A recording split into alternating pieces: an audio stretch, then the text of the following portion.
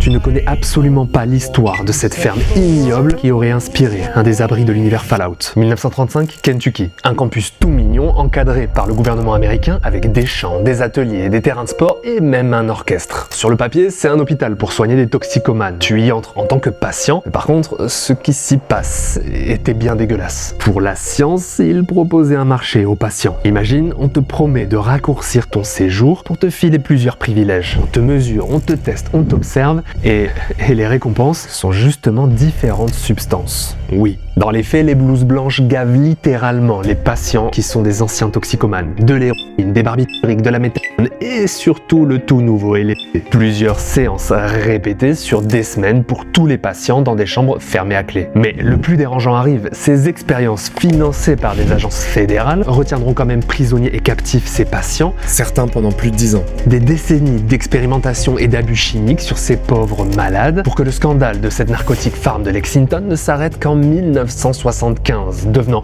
officiellement ce qu'elle était déjà un petit peu, une prison. Mais classique cette fois. Et ce qui s'y était passé serait en quelque sorte immortalisé dans l'univers de Fallout, dans les expériences menées justement dans l'abri 95 de Volt. Évidemment, les narcotiques farm ne sont pas les seuls clins d'œil que fait cet univers à notre vrai monde. Si tu en veux plus, je parle justement de tout ça dans un format dédié sur ma chaîne, il t'attend déjà.